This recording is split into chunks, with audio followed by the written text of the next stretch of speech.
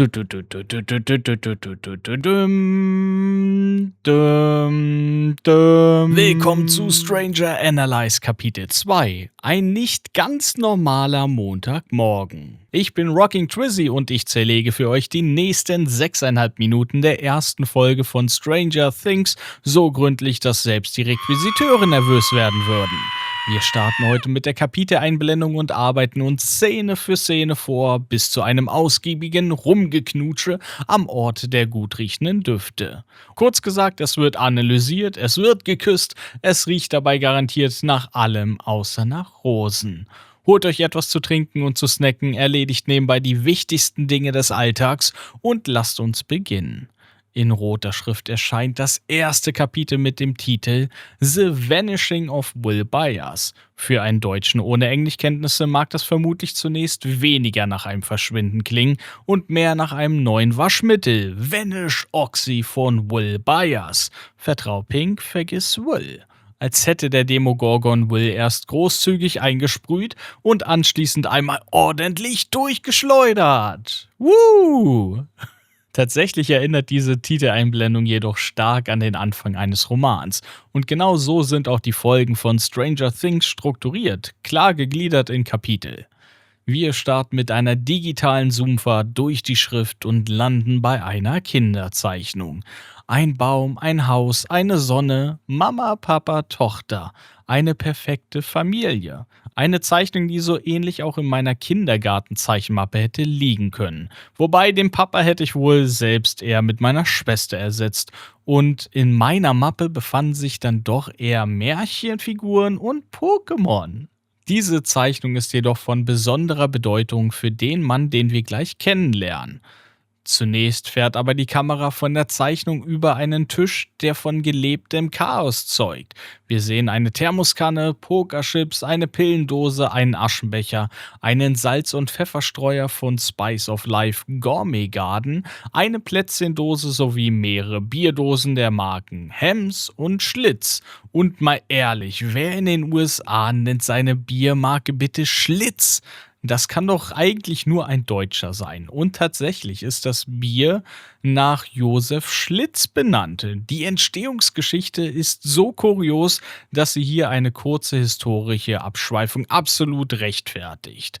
Ab 1850 arbeitete Josef Schlitz als Buchhalter für die August Krug Brewery, übernahm nach dem Tod von August Krug ganz uneigennütz die Brauerei und heiratete 2 Jahre später auch noch dessen Witwe Anna Maria. Wenn man das so hört und auch der Name Schlitz, könnte man fast schon denken, das wäre eine True-Crime-Geschichte. Ein Schelm, wer Böses denkt. Den Laden nannte er auch noch prompt in die Josef Schlitz Brewery Company um und unter dem stolzen Slogan „Das Bier, das Milwaukee berühmt gemacht hat, wurde Schlitz zur Ikone, zumindest solange man es noch trinken konnte. Denn als Sparzwang wichtiger wurde als Braukunst, experimentierte man sich systematisch in den Abgrund.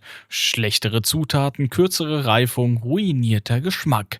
Aber hey, offenbar gibt es trotzdem zumindest einen Menschen in Hawkins, der weiterhin unbeirrt auf schales, warmes Schlitz steht. Der Bewohner dieses Hauses scheint zudem entweder äußerst belesen zu sein oder zumindest so wirken zu wollen. Denn auf dem Tisch liegen 2 Bücher.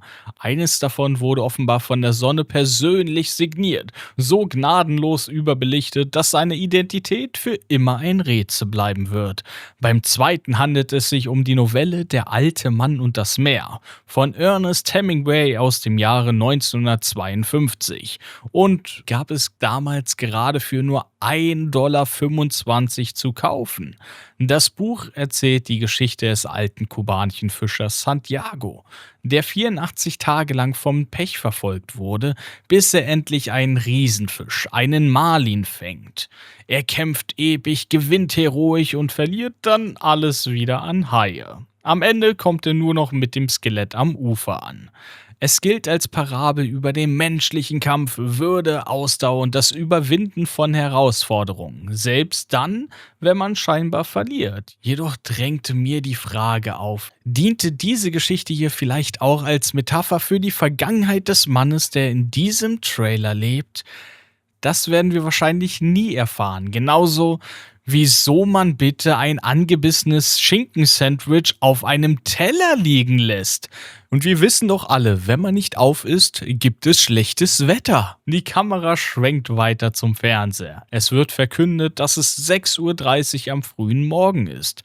Die lokale Nachrichtensprecherin Brenda Wood berichtet in den Five With Nachrichten oder 5WIYZ Nachrichten, dass in der vergangenen Nacht in hunderten Haushalten in East Hawkins plötzlich der Strom ausgefallen ist.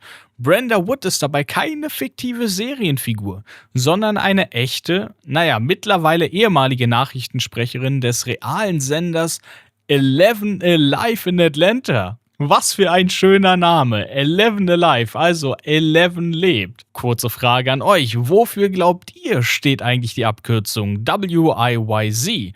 Schreibt mir mal eure kreativsten Vorschläge in die Kommentare.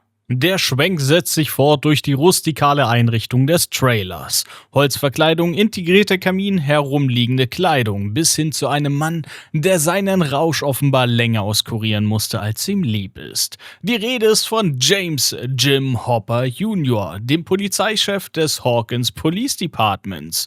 Oberkörperfrei, ja, Sex zählt's auch bei Männern, wacht er zumindest mit angezogenen Socken und Hose auf seiner Couch auf, geweckt vom lauten Bellen eines Hundes. Ursprünglich hatten die Duffer Brothers ganz andere Wunschkandidaten für diese Rolle im Kopf. Zum einen Obi-Wan Kenobi-Darsteller Ian McGregor, zum anderen Sam Rockwell, der vielen vor allem durch seine Rolle als Billy the Kid in The Green Mile bekannt ist. Letztlich fiel die Wahl jedoch auf David Harbour. Er ist zwar bereits seit 1999 im Filmgeschäft tätig und hatte Auftritte in Produktionen wie Brokeback Mountain, James Bond 007, ein Quantum Trost und The Equalizer. Seinen großen Durchbruch feierte er jedoch erst hier mit Stranger Things. Interessant dabei ist, dass Harbour kurz vor der Veröffentlichung der ersten Staffel massive Zweifel am Erfolg der Serie hatte. Vor allem wegen des extrem geringen, beinahe nicht existierenden Marketings im Vorfeld. Die Sorgen gingen so weit, dass er sich die Haare rasierte, sich in seiner Wohnung verschanzte und den Kontakt zum Internet mied. Alles deutet darauf hin, dass er in dieser Phase stark mit Zukunftsängsten und seiner bipolaren Störung zu kämpfen hatte. Und Stranger Things für ihn zunächst wie die letzte echte Chance wirkte, in Hollywood noch einmal richtig durchzustarten. Und die Rechnung ging auf. Heute ist Harbour ein gefragter Schauspieler in großen Produktionen, unter anderem als Hellboy in der Neuverfilmung von Neil Marshall sowie als Red Guardian im Marvel Cinematic Universe. Aber kommen wir zurück zur Szene. Hopper wirft einen Blick auf seine Timex Atlantis 100, eine Armbanduhr, an deren Band sogar ein Kompass befestigt ist. Am anderen Handgelenk sticht im starken Kontrast ein hellblauer Haargummi ins Auge. Doch darauf gehen wir ein anderes Mal näher ein. Wie ein echter Mann braucht er zum Wachwerden offenbar nicht viel. Eine filterlose Zigarette und etwas frische Luft auf der kleinen Terrasse seines Trailers. Der Ausblick dabei ist erstaunlich idyllisch. Ein See, bei dem es sich mit hoher Wahrscheinlichkeit um den Lovers Lake handelt. Jedoch wurde das nie offiziell bestätigt. Der Drehort selbst liegt aber auf einem Privatgrundstück in Atlanta und ist ausschließlich in Staffel 1 der Serie zu sehen. Vor seiner Terrasse thront außerdem ein kleines Vogelhäuschen auf einem Pfahl. Offenbar eine schicke WG für wunderschöne, glänzende Purpurschwalben. Diese gefiederten Sänger starten ihre Balzzeit von April bis Mai, also genau dann, wenn andere Frühlingsgefühle bekommen und dürften akustisch kaum zu überhören sein. Nach rund 15 bis 18 Tagen, also in Speed-Modus, ist es dann soweit. Aus den Eiern schlüpfen die Küken, vermutlich genauso lautstark wie ihre Eltern zuvor. Hopper präsentiert schauspielerisch zitternd seinen Prachtkörper. Und damit sein Bierbäuchlein nicht von seiner Hose eingeengt wird, lässt er diese natürlich geöffnet. Und jetzt bin ich echt enttäuscht darüber, dass man bei der Unterhose kein Product Placement mit eingebaut hat. Das wäre doch die perfekte Gelegenheit dafür gewesen. Dafür folgt jetzt eine kurze Duschszene. die mehr ein Pflichtprogramm ist als Wellness. Das anschließende Ritual vor dem Spiegel weckt unweigerliche Erinnerungen an Kevin allein zu Hause. Allerdings an die Director's Cut-Version viele Jahrzehnte später. Statt jugendlichen Aftershave-Gebrüll gibt es nun den müden Blick eines Mannes, der sich nicht mit Rasierwasser, sondern mit Tuinalpillen auf den Tag vorbereitet. Diese ehemals schwer angesagten Schlaf- und Beruhigungsmittel werden heutzutage nicht mehr verschrieben, verdrängt durch besseren medizinischen Fortschritt und die Erkenntnis, dass mehr hilft mehr vielleicht doch keine Therapieform ist. Umso erstaunlicher, dass Jim davon nicht sofort wieder umkippt und weiterschläft. Vielleicht verlieren die Tabletten in Kombination mit Bier und kaltem Zigarettenrauch auch einfach ihre Wirkung. Oder Hopper hat inzwischen eine derart beeindruckende Toleranz entwickelt, dass sein Körper nur noch müde mit den Schultern zuckt. Während er die Pille mit der Schlitzdose runterspülen möchte, lohnt sich ein Blick auf die Dose. Hierbei handelt es sich um ein nachgemachtes Filmprop. Dass es sich hierbei um ein Replika handelt, erkennt man gut an der unsauberen Schnittstelle des Etiketts und der kleinen Wölbung. Und wir kommen zu einer kurzen Schnittmontage aus Detailaufnahmen. Er richtet seine Polizeiuniform, spannt den Pistolengürtel ein, justiert das Abzeichen mit dem Siegel von Indiana. Das Siegel zeigt übrigens einen Förster, der wagemutig einen Baum fällt, während im Vordergrund ein amerikanischer Bison elegant über einen Baumstamm hüpft und im Hintergrund die Sonne untergeht. Dann steckt er einen Kugelschreiber ein für den Fall der Fälle, dass er zu MacGyver werden muss und greift schließlich nach seinem Indiana Jones ähnlichen Hut vom Kleiderständer. Zum Schluss schnappt er sich den Schlüssel und macht sich auf den Weg zum Polizeirevier, während Brenda Wood im Fernsehen bereits selbst davor warnt, dass es heute Abend regnen wird. Und erst dann leitet sie zu ihrem nun überflüssigen Wettermoderator Charles über. Statt eines direkten Schwenks zum Polizeirevier landen wir aber zunächst wieder am Haus der Familie Byers. Ihr wisst schon, das Haus, genau jenes, das von Fans gekauft und liebevoll hergerichtet wurde und heute als maßlos überteuertes Airbnb-Erlebnis für mindestens 2.000 € pro Nacht buchbar ist. Und obwohl dieser Preis ungefähr so weh tut, wie barfuß auf Lego zu treten, ist das Haus monatelang restlos ausgebucht. Aber ich gebe zu, ich würde dort auch super gerne einmal mit Freunden meinen Urlaub verbringen. Vor dem Haus steht ein metallisch erbsengrünes Ford Pinto aus dem Jahr 1976. Nicht Mint, nicht Oliv, sondern Erbsengrün. Ein Farbton, der eindeutig sagt, ich bin ein Auto, aber ich habe die Hoffnung aufgegeben. Dieses fahrende Stilproblem gehört Joyce Byers und genau sie lernen wir jetzt kennen. Die Mutter von Will und Jonathan Byers. Eine Frau, die zu viele Schichten arbeitet, um finanziell irgendwie über die Runden zu kommen. Laut dem Lookbook zum ursprünglichen Serienkonzept Montauk hatte Joyce ursprünglich sogar 2 Jobs. Diese Idee wurde später verworfen. Übrig blieb ihre Arbeit im Melvitts General Store, die dennoch mehr als genug ist, um ihre permanente Erschöpfung glaubhaft zu machen.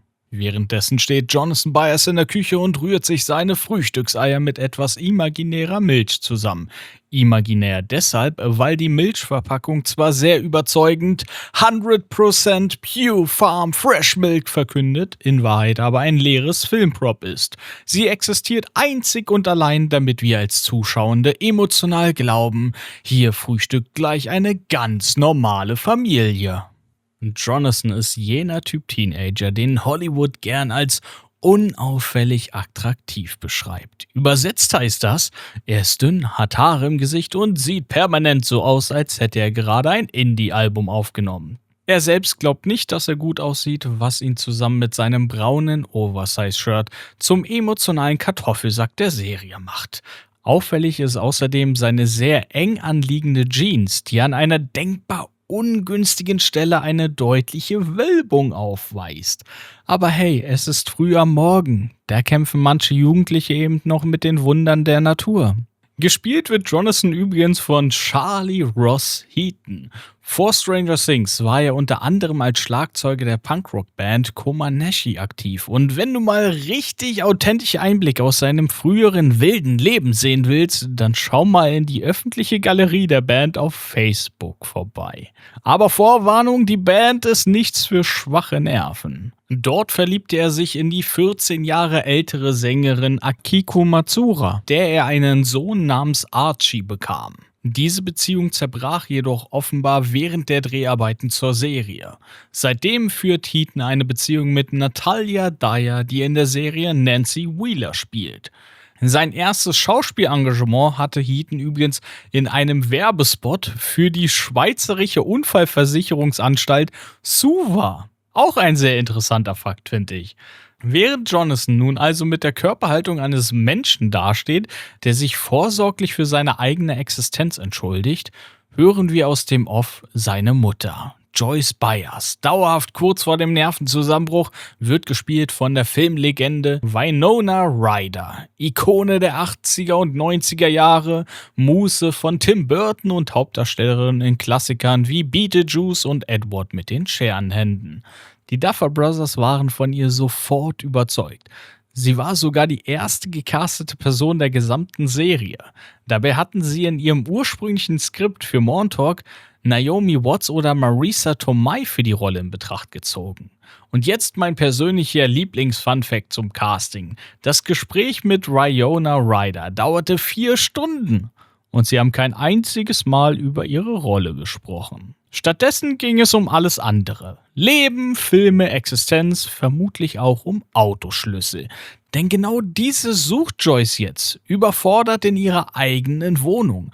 Eine Wohnung voller Möbel, die aussehen, als hätte sie eines Abends sämtliche Zeitungsnuancen nach kostenlosen Einrichtungsgegenständen durchforstet und einfach alles mitgenommen, was zu haben war. Und trotzdem wirkt dieses Zuhause gemütlich, ehrlich und echt. Es zeigt die Realität vieler Haushalte erstaunlich präzise. Geld ist in der Familie nicht großartig vorhanden. Sie ist eine alleinerziehende Mutter, die keinerlei finanzielle Unterstützung vom Ex-Mann erhält und gleichzeitig 2 Kinder versorgen muss. Das ist eine große Herausforderung. Ich kann das aus meiner eigenen Kindheit sagen. Deshalb an dieser Stelle ziehe ich meinen Hut oder Cap an alle alleinerziehenden Eltern da draußen. Ihr seid stark und großartig. Und wenn du das genauso siehst, dann lass doch ein kleines Like da, als stilles High-Five für alle alleinerziehenden Eltern da draußen. Jonathan ruft unterdessen zu seiner Mom, sieh unter der Couch nach, beziehungsweise im Englischen check the couch. Joyce antwortet so leise, dass niemand außerhalb des Zimmers es überhaupt hören kann, hab ich schon. Und natürlich findet sie genau in diesem Moment die Autoschlüssel genau dort, wo man ebenfalls bereits 1000-mal nachgesehen hat, tief in den Ritzen der Couch, verborgen unter einer gefühlt endlosen Anzahl an Kissen.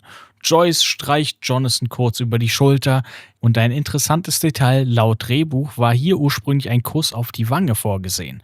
Doch Winona Ryder entschied sich bewusst dagegen. Ihre Begründung sinngemäß, eine Schulter ist realer. Teenager hassen Küsse von Müttern. Dann, warum auch immer, tätschelt Joyce die Luft in der Küche weiter ab. Auf und zu, du dumm. Joyce hält inne. Ihr Gehirn puffert. Man hört förmlich ein Windows 95 Fehlergeräusch. Moment, wo ist Will? Jonathan reagiert gelassen. Er schläft bestimmt noch. Falsche Antwort, sehr falsche Antwort.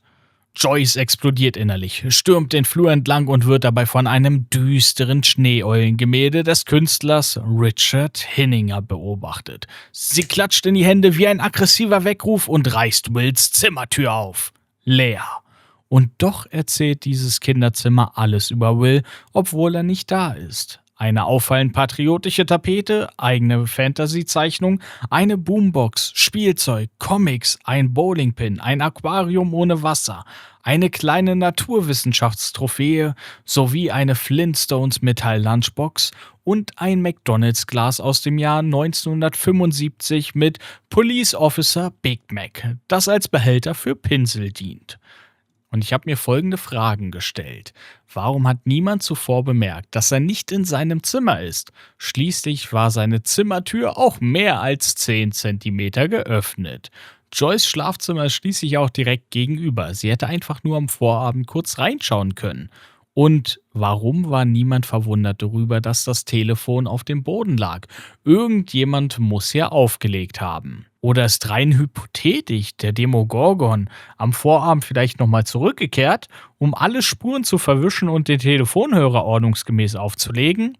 Sehr freundlich von ihm. Währenddessen lässt Jonathan in der Küche steinhart gewordene Toastscheiben auf den Teller fallen. Und für Joyce Byers beginnt in diesem Moment offiziell der schlimmste Tag ihres Lebens. Sie stellt Jonathan zur Rede. Er sollte auf Will aufpassen.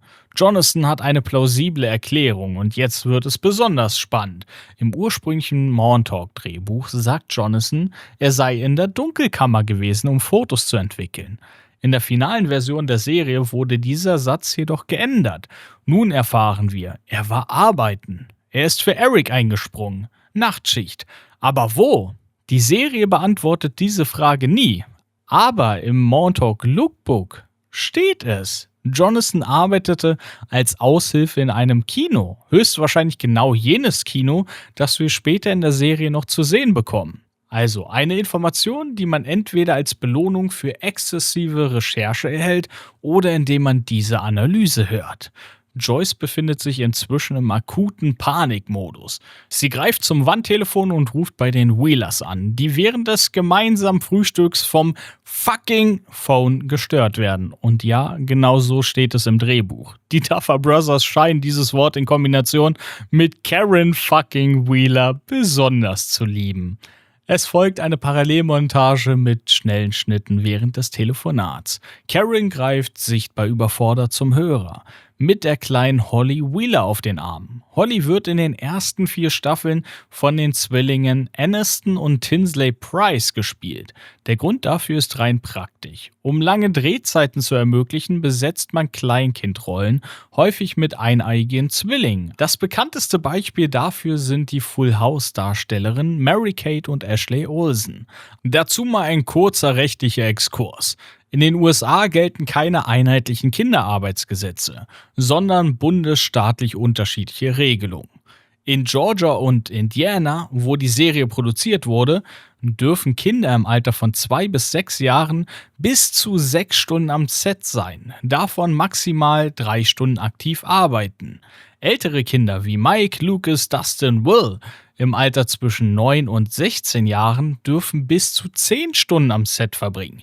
Mit maximal 5 Stunden Arbeit, inklusive Pause und schulischem Tutoring. Die späteste Arbeitszeit liegt da bei 22 oder 24 Uhr. Das ist abhängig vom Schultag.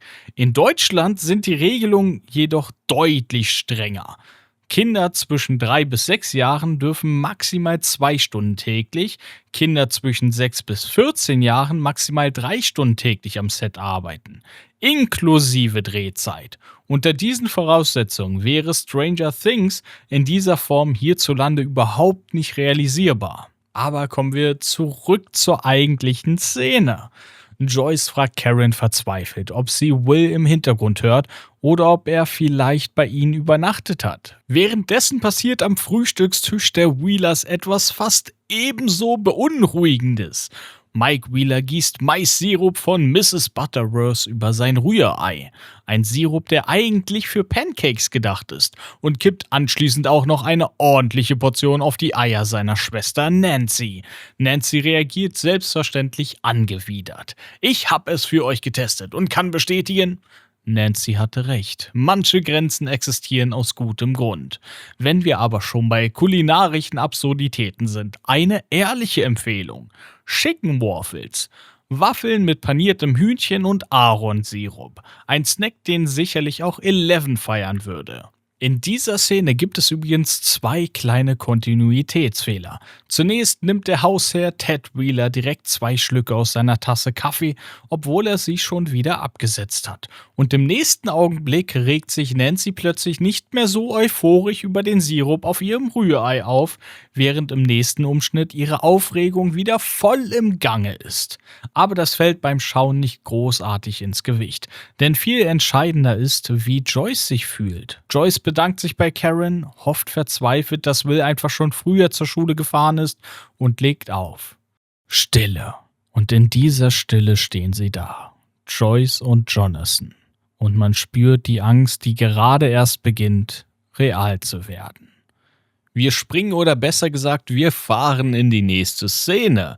Untermalt von einem treibenden Score mit dem passenden Titel Biking to School befinden wir uns nun an der Hawkins High School.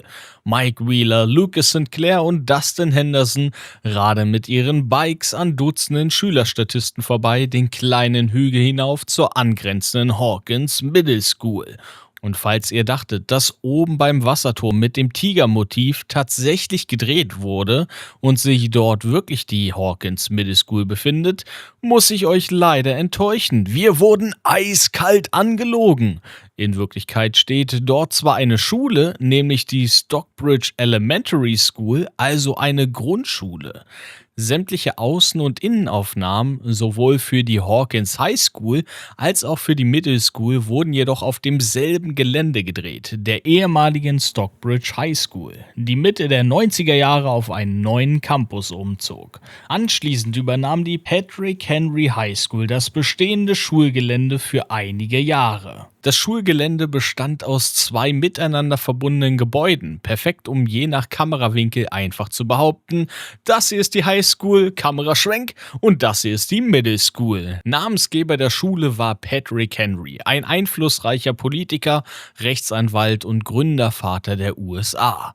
Er war bekannt als leidenschaftlicher Verfechter der amerikanischen Unabhängigkeit und dem berühmten Satz „Give me liberty or give me death", ein Schlachtruf gegen die britische Krone. Gleichzeitig ist Patrick Henry heutzutage äußerst umstritten, denn obwohl er die Sklaverei als moralisch abstoßend bezeichnete, war er selbst Sklavenhalter aus reiner Bequemlichkeit.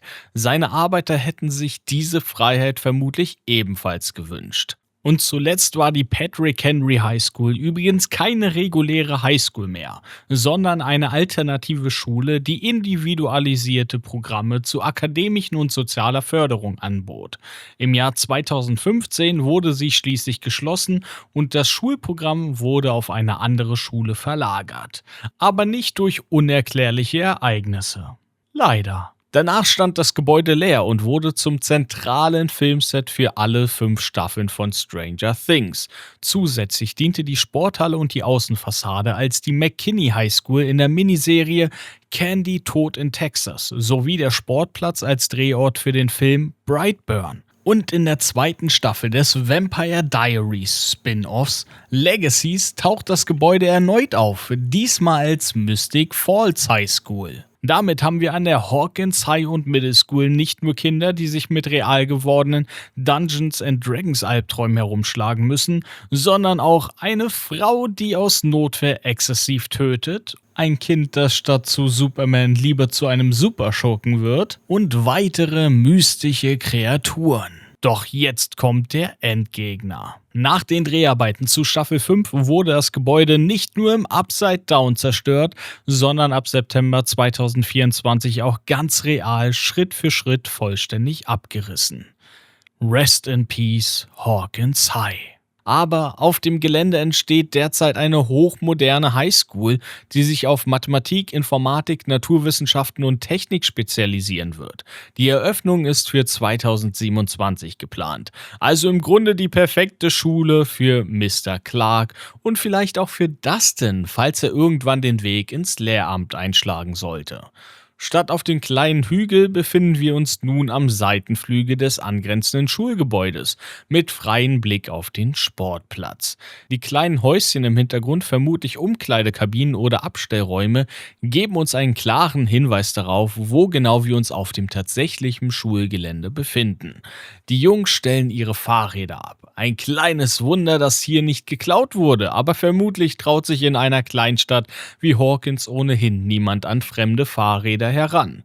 Hier kennt nämlich jeder jeden und unbemerkt kommt man mit einem gestohlenen Bike sicher nicht sehr weit. Aus dem Hintergrund tauchen nun die Crab- und Goyle-Varianten der 80er Jahre auf. Anthony Troy Welch und James Dante. 2 Typen, deren Persönlichkeit wirkt, als hätte jemand 80er Jahre Schulbully bei Temu bestellt. Sie starten sofort mit einer Art The Worst Showman Performance und verteilen beleidigende Spitznamen wie Rabattcodes. Mitternacht, Froschgesicht und Zahnlos. Da hätten sie ihn doch gleich ohne Zahn nennen können, wie der Drache in Drachenzähmen leicht gemacht. Aber was hier transportiert wird, ist weniger Humor und sind eher rassistische, abwertende und, um euch ein neues Wort beizubringen, ableitistische Beleidigungen. Eine kurze Einordnung für alle, die mit dem Begriff nichts anfangen können. Ableismus leitet sich vom englischen Wort Ability, also Fähigkeiten, ab und wurde von der US-amerikanischen Behindertenrechtsbewegung geprägt.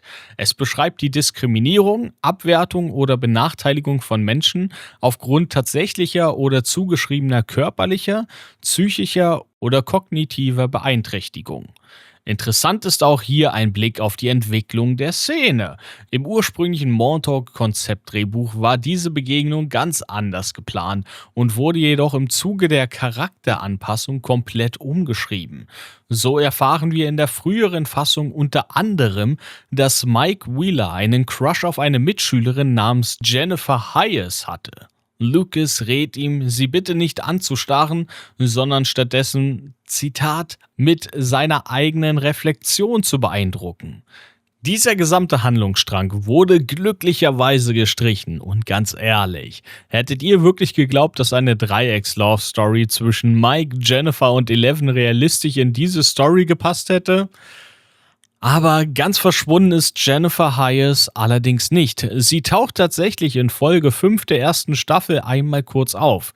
Mit einer Relevanz, die in etwa auf dem gleichen Level liegt wie ihr Auftritt im Mobile Game Stranger Things 1984, in dem sie als NPC-Charakter eingebaut wurde. Und noch eine entscheidende Änderung gegenüber dem ursprünglichen Konzept: Dustin Henderson war für diese Szene gar nicht vorgesehen. Stattdessen sollten Troy und James sich, wie schon unzählige Mal zuvor, über das damals noch geplante Muttermal in Mikes Gesicht lustig machen. In der finalen Version bleibt nun keiner der drei Jungs verschont. Besonders Dustins genetische Erkrankung, die auch der Schauspieler Gaten Matarazzo selbst hat, rückt dabei ins Zentrum der Szene.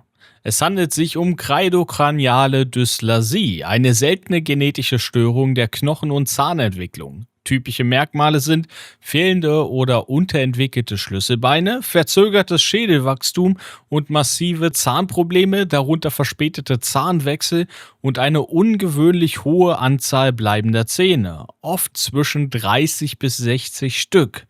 Der Begriff stammt aus dem Griechischen und bedeutet sinngemäß Schlüsselbein-Schädel-Fehlbildung. Die Erkrankung tritt etwa bei 1 von 1 Million Menschen auf. Genau diese körperliche Eigenschaft wird hier von den Bullies instrumentalisiert. Dustin soll zur Belustigung seine Arme vor der Brust zusammenschieben, wie ein menschliches Klappmesser. Am Ende versucht Mike, Dustin aufzumuntern. Er reframet das Ganze und nennt Dustins Fähigkeit kurzerhand eine Superkraft. Ich finde das echt cool, als ob du Superkräfte hast oder so. Wie Mr. Fantastic, Steve Richards. Dustin kontert trocken. Ja, aber ich kann damit nicht das Böse bekämpfen. Und genau hier zeigt diese Szene etwas Entscheidendes. Aus einer klassischen Mobbing-Szene wird ein echter Charaktermoment, in dem die alltäglichen Strapazen der Kids direkt eingefangen werden. Die Szene endet zwar nicht mit einem Sieg, sondern mit Zusammenhalt. 3 Kids, die zeigen, man überlebt Schule nicht, indem man zurückschlägt, sondern indem man nicht alleine bleibt. Wir wechseln nun zur Vorderseite des Schulgebäudes. Damit befinden wir uns nicht mehr an der Hawkins Middle School, sondern an der Hawkins High School für Schülerinnen der 9. bis 12. Klasse. An der Wand prangt das große Logo der Hawkins High, ein Tigerkopf, das Maskottchen der Schule. Aber warum eigentlich ein Tiger? Meine Vermutung, das Creative Department hat beim Location Scouting schlicht zum Wasserturm mit dem Tigermotiv geschaut und beschlossen, das übernehmen wir. Denn tatsächlich ist der Tiger das Maskottchen der Stockbridge Elementary School, ebenso wie der Stockbridge High School. Auch die Schulfarben Grün, Orange und Weiß stammen von dort. Genau deshalb tauchen diese Farben und Motive konsequent im gesamten Schulgebäude auf. Auch die Patrick Henry High School hat diese Gestaltung offenbar schlicht übernommen und für die Serie wurde der bestehende Schullook weitestgehend beibehalten, anstatt ihn grundlegend zu verändern. Lediglich die Schulkennung an der Front der Sporthalle wurde im Verlauf der 5 Staffeln angepasst. Aus der Hawkins Middle School wurde dort plötzlich die Hawkins High School. Mit anderen Worten, man hat nicht umgebaut, man hat einfach umetikettiert. Ein leichter Kameraschwenk folgt Nancy Wheeler und führt sie ins Schulgebäude. Der Flur erstrahlt in den zuvor genannten Schulfarben. Grün, Orange, Weiß. Und als Bonus noch eine Portion Gelb, überzogen von einem dezenten Sepia-Farbton, der uns sofort in dieses nostalgische Highschool-Gefühl katapultiert.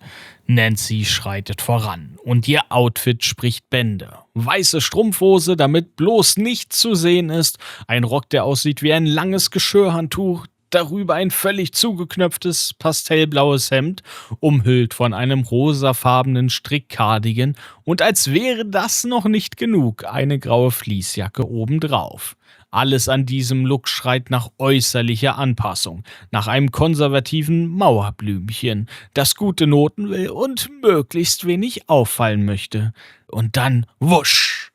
Wie aus dem Nichts taucht sie auf. Nicht langsam, nicht beiläufig, sondern mit einer Energie von jemandem, der exakt auf diesen Moment gewartet hat. Entweder kommt sie im passenden Moment aus dem Raum heraus oder sie stand dort seit 20 Minuten regungslos wie ein NPC vor einer Tür, der erst aktiviert wird, wenn die richtige Person den Flur betritt. Und damit, meine Damen und Herren, lasst sie mich euch vorstellen. Barbara Holland. Kurz gesagt, Barb ist nicht einfach nur die beste Freundin, Barb ist das soziale Frühwarnsystem. Sie ist die Person, die sofort merkt, wenn sich dein Leben auch nur ein halbes Zentimeter in Richtung Steves Haarspray-Universum verschiebt. Gespielt wird sie von Shannon Purser, die es schafft, mit kaum 5 Minuten Screentime mehr kollektives Mitleid auszulösen als andere Figuren mit 3 kompletten Staffeln Charakterentwicklung. Ihr Outfit unterstreicht das sofort. Eine kariert hochgeschlossene Bluse mit Ruchkragen, ein Kleidungsstück, das förmlich nach Verantwortung atmet. Dazu eine hochgeschnittene Jeans, so hoch, dass sie vermutlich auch den Bauchnabel verdeckt. Alles wirkt ordentlich, strukturiert, bürgerlich. Und dann die Brille. Groß, kantig, bernsteinfarben. Eine dieser Brillen, bei denen man unweigerlich denkt, tragen nicht die meisten Serienkiller in den 80er Jahren solch eine Jeffrey Dahmer-Brille? Aber keine Sorge, statt True Crime präsentiert sie eher den Bibliothekaren-Look und moralische Überlegenheit. Nicht der Dahmer-Vibe an sich, sondern diese optische 80er-Jahre-Ästhetik signalisiert: Ich sehe alles und ich verurteile es leise. Während Nancy Wheeler also durch den Flur läuft, ist Barb emotional bereits 3 Szenen weiter und fragt ohne Vorwarnung: Und, hat er angerufen? Kein Hallo, kein Smalltalk, sondern direkt hinein in den emotionalen Sturzflug.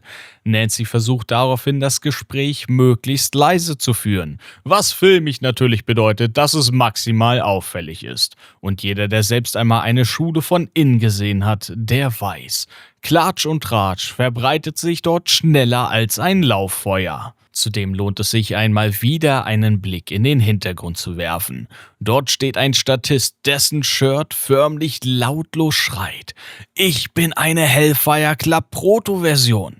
Es wirkt, als hätte sich das Shirt noch nicht ganz entschieden, ob es später einem Dungeons & Dragons Club beitreten möchte. Zurück zu Nancy, die nun versucht, alles herunterzuspielen. Jetzt schrei doch bloß nicht so laut, ja? Ich hab dir doch gesagt, es ist nicht so. Doch, Nancy, es ist genauso. Wir haben nur geknutscht. Ah ja, nur geknutscht. Eine dieser Aussagen, die gleichzeitig bedeuten kann: Es war nichts und ich plane innerlich bereits meine neue Persönlichkeit. Barb konterte das mit trockenem Sarkasmus, weil sie ganz genau weiß, was hier passiert. Nancy steht kurz davor, die Umlaufbahn zu wechseln, Richtung Steve Harrington, Richtung Coolness, Richtung Carol und Tommy H. Gefahrenzone. Barb spricht diese Angst nicht direkt aus, aber ihr Blick sagt sehr klar: Bitte lass mich nicht im Stich und verlier dich nicht an Menschen, die sich für etwas Besseres halten. Dann der Spind, vollgeklebt mit Herzstickern und kleinen Aufklebern, und im Inneren befindet sich ein Zettel. Sie faltet ihn auf und liest Meet Me Bathroom Steve.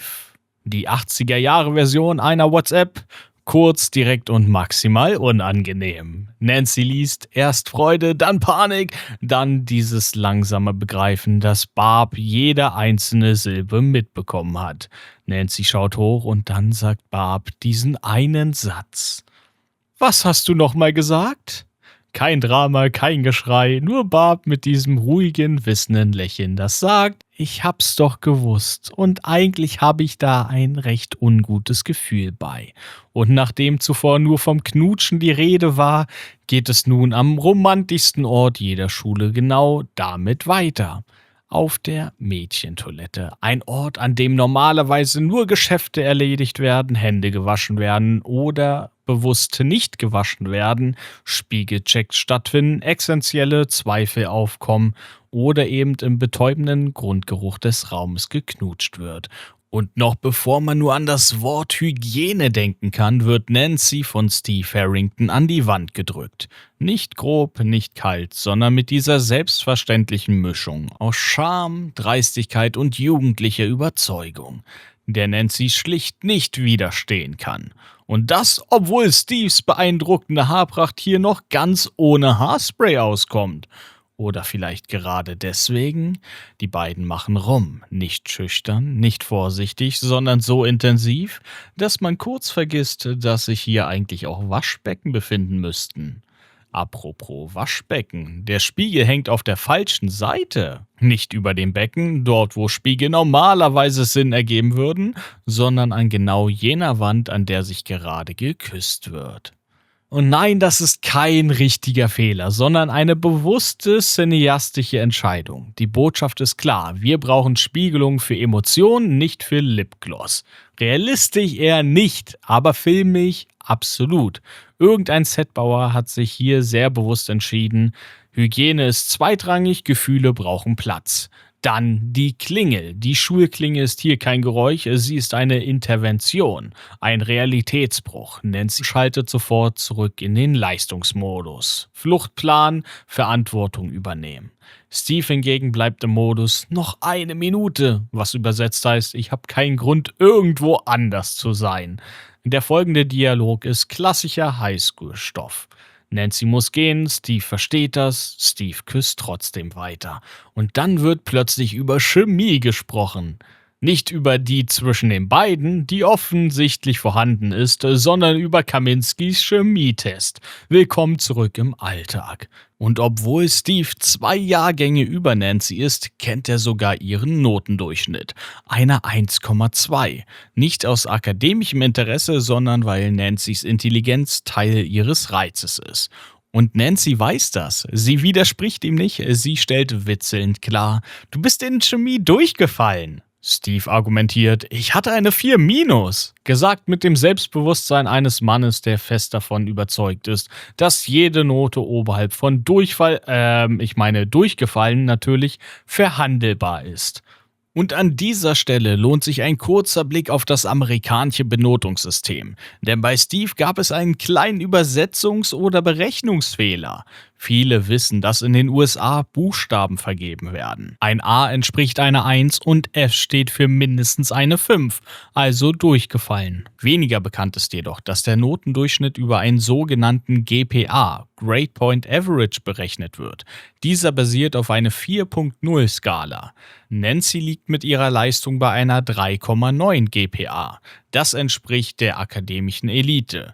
Steve hingegen bewegt sich mit einem C- irgendwo im Mittelfeld. Übersetzt entspricht ein C- eigentlich einem Durchschnitt von etwa 3,3 und keiner 4-. Er wurde also in der deutschen Übersetzung schlechter gemacht, als er tatsächlich war. Doch von Scheitern kann Steve Harrington selbst, oder besser gesagt der Mann, der ihn spielt, ein Lied singen. Joe Carey, bürgerlich Joseph David Carey, lebte vor Stranger Things das klassische Leben eines frisch diplomierten Schauspielstudenten. Unzählige erfolglose Vorsprechen, Jobs als Pizzalieferant und Kellner sowie ein Auftritt im Werbevideo für die Amiibo-Figuren von Super Smash Bros. Ja, Steve Harrington war einmal offiziell Teil des Nintendo-Nerdkosmos. Zusätzlich hatte Joe kleine Gastrollen in den Serien Sirens, Chicago Fire und Empire. Und jetzt der entscheidende Punkt.